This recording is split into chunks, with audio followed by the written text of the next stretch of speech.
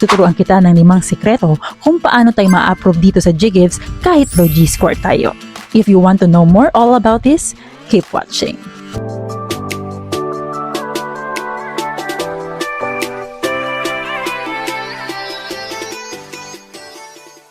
Hello guys, my name is Dat and welcome back to my channel. If you are new to my channel, please click the subscribe button and hit the notification bell. Then nag-upload tayo ng mga video tutorials all about G-Loan, G-Credit at mga online tips para kumita at pwede makautang. Bakit wala pa rin akong GGives? Low G-score ako, may chance pa ba ako? Gaano katagal ba bago ma-approve? So today, sasagutin natin yan lahat.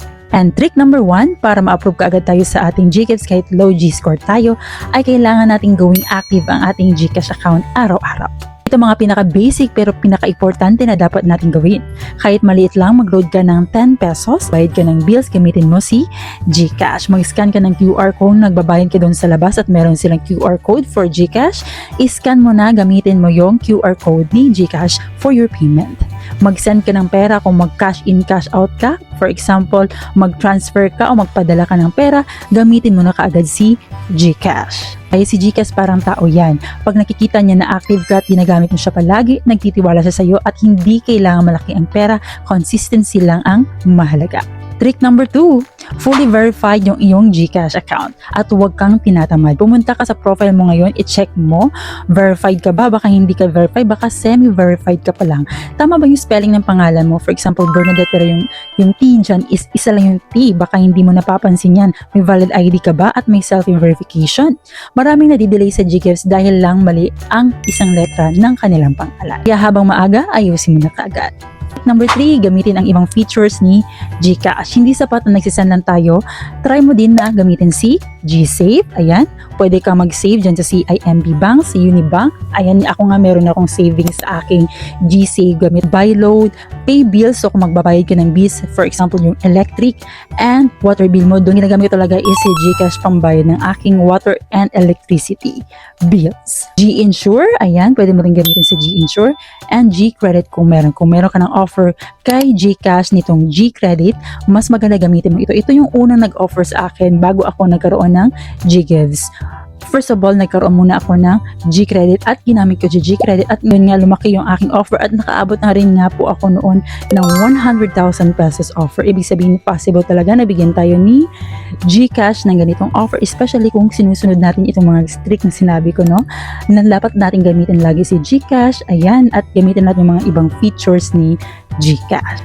Kahit isang besos lang per feature, malaking tulong na yan at pinapakita mo kay GCash na legit user ka. Number 4 is good payment history. Kung may G-Credit or previous loan ka, please lang huwag kang malate sa payment. For example, gumamit ka ng G-Credit at meron yung due date. Dapat sa due date, magbayad ka na kaagad dyan on or before due date. Huwag takasan ang due date. Kahit isang late lang niya, malaking epekto yan sa iyong GCash. Guys, automated system ang GCash, hindi yan manual. So lahat ng galaw mo dyan nare-record. Trick number 5 is patience plus consistency. Ito yung pinakamahirap sa lahat, yung araw-araw mo na chine-check si GCash pero wala ka pa ring offer. Normal yan, wag kang titigil, continue mo lang ang paggamit kay GCash kasi mabibigyan ka talaga niya ng offer.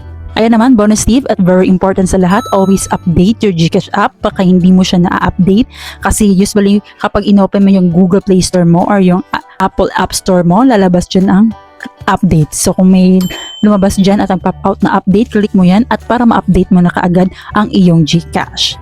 Clear cache pa minsan-minsan. So mas maganda i-clear cache mo si GCash kung gusto mo siyang i-clear cache, punta ka sa settings, punta ka dun sa app management, then hanapin mo si GCash, then clear cache ka na dyan. And restart your phone kasi marami sa mga subscriber ko after updating, biglang lumabas nyo kanilang GGives. Personal experience ko lang guys, ako mismo hindi ako agad na approve. Paulit-ulit kong chine-check pero wala pa rin akong offer. Pero ginawa ko lahat ng mga steps na ito na sinabi ko. After ilang linggo, boom, ayan, meron na akong GGives offer at nakaabot na nga ako ng 100,000 pesos. So possible talaga, no? Nabibigyan pala talaga tayo ni GCash ng ganitong kalaking offer. Kaya sinasabi ko yan sa inyo, possible talaga. So ito yung mga common mistake na nakikita ko na ginagawa ng ibang users. Gumagawa sila ng maraming GCash account, multiple accounts na yung kanilang ginagamit at bumibili sila ng mga verified account na hindi naman sa kanila nakapangalan at nagpapaniwala sila sa mga instant GGives. Guys, scam yan, walang legit na nagbebenta ng GGives approval. Okay?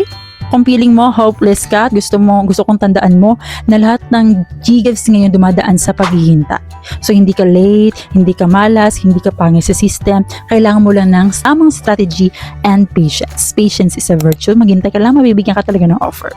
Ayan, kung nakaabot ka sa part na ito, salamat sa panonood. At kung gusto mong i-convert si G-Gives into real cash, ayan, meron akong video tutorial dyan kung paano siya mako-convert. Kasi nga yung iba, ayaw nilang gamitin si G-Gives pambayad ng bills, pambili ng mga groceries. Gusto talaga nila cash. Okay, walang problema. Meron akong video tutorial dyan kung paano ito mako-convert. So marami tayong ways, no, kung paano ito mako-convert.